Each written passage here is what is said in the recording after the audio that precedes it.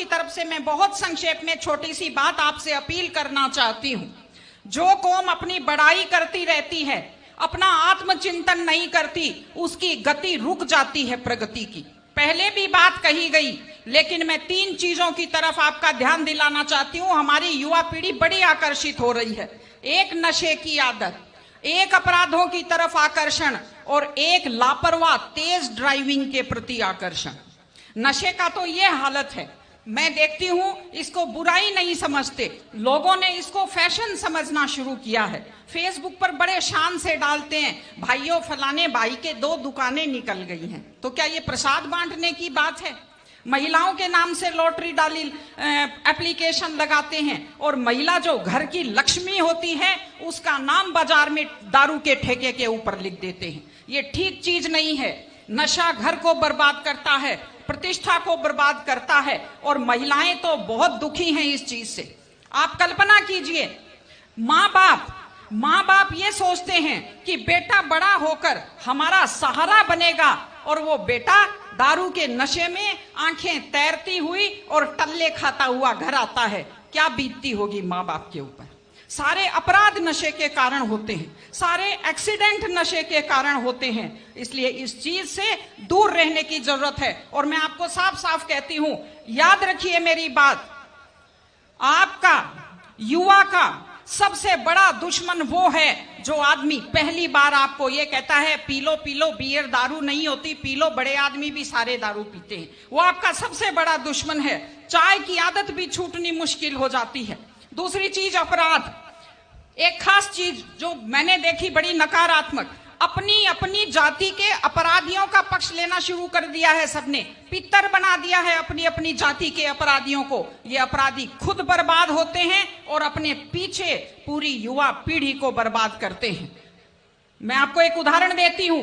एक ऐसे शख्स, एक ऐसे खिलाड़ी दिल्ली के, जिन्हें आज मेडल जीते हुए लोगों की गिनती में होना चाहिए था पहलवानी में, अपराध के कारण आज दिल्ली में जेल की सलाखों के पीछे बैठे हैं। ये हमारे लिए दुख की और शर्म की बात है। और तीसरी चीज तेज ड्राइविंग। 1 लाख युवक, बाकी बड़े उम्र के लोग अलग हैं, 1 लाख युवक जान गंवाते हैं हर साल लापरवाह ड्राइविंग के कारण। आप सोचिए, 25 साल लगते हैं एक बच्चे को पालकर बड़ा करने में और 25 सेकंड में लापरवाह ड्राइविंग के कारण वो लाश में बदल जाता है। क्या बीतती होगी उस मां के ऊपर जो अपने जाते हुए बेटे की पीठ देखती है और आते हुए बेटे का मुंह नहीं देख पाती। आप लोग क्या सोचते हैं, अगर आप अपनी पावर दिखाना चाहते हैं तो मिल्खा सिंह की तरह तेज दौड़िए, या कि आप नीरज चोपड़ा की तरह, देवेंद्र झाझड़िया की तरह आप तेज भाला फेंकिए मोटरसाइकिल का कान मरोड़ने में, या तेज गति से कार भगाने में कोई बहादुरी नहीं होती। अगर आप सोचते हैं कि आप बड़े हैंडसम और डैशिंग दिखते हैं तेज गाड़ी भगाते हुए, आप डैशिंग हैंडसम नहीं दिखते, आप लापरवाह दिखते हैं, आप बेपरवाह दिखते हैं, आप बेवकूफ दिखते हैं। इसलिए कम से कम सड़क पर जब भी गाड़ी चलाएं, आप ध्यान से गाड़ी चलाइए। आपकी जिंदगी आपके माता पिता की भी है।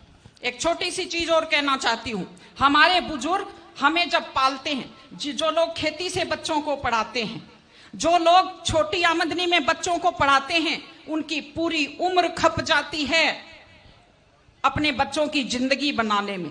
और उसके बाद दुख का विषय है, बड़ा पीड़ादायक सीन मैं कई जगह देखती हूं कि एक माँ बाप मेहनत करते हुए हाथों में आइटन पड़ जाते हैं, एड़ियां फट जाती हैं, कपड़े मैले फट जाते हैं, और उसके बाद जब बेटे को पढ़ा लिखा कर तैयार करते हैं, उसके बाद पढ़ी लिखी बड़े घर की थोड़ी बेटी आ जाती है तो माँ बाप की तरफ ध्यान नहीं देते। आज हमारे 60-70% घरों में हालत यह है कि बुजुर्गों को रोटी तो मिल रही है लेकिन इज्जत से रोटी नहीं मिल रही। इस चीज को बदलने की जरूरत है। माँ बाप, मैं आपसे कहती हूं, जैसी भी परिस्थिति होती है, माता पिता आपको राजकुमार की तरह पालते हैं। आपकी भी ड्यूटी है, जैसी आपकी हैसियत है, बुढ़ापे में उनको बादशाहों की तरह से रखिए, उनकी सेवा कीजिए, उनका सम्मान कीजिए।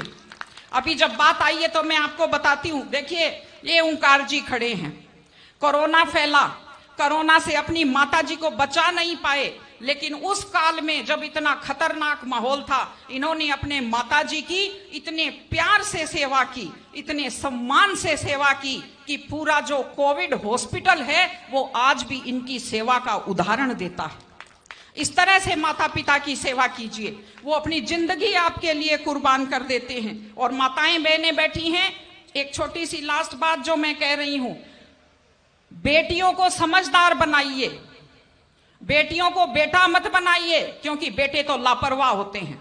बेटियों को समझदार बेटी बनाइए, जब वो घर से बाहर जाती है तो उसको समझाइए कि वो साथ अपने घर की इज्जत लेकर के जाती है। बेटियों को समझाइए कि कैसे लोग मीठी मीठी बातों का जाल लेकर शिकारियों की तरह से घूमते हैं। और अपनी बेटी को संस्कार दीजिए कि वो जिस घर में जाए अपने सास ससुर की सेवा करे। आजकल मैंने नया ट्रेंड देखा है, बेटियां माँ मम्मी की तो बहुत चिंता करती है लेकिन सास की चिंता नहीं करती हैं।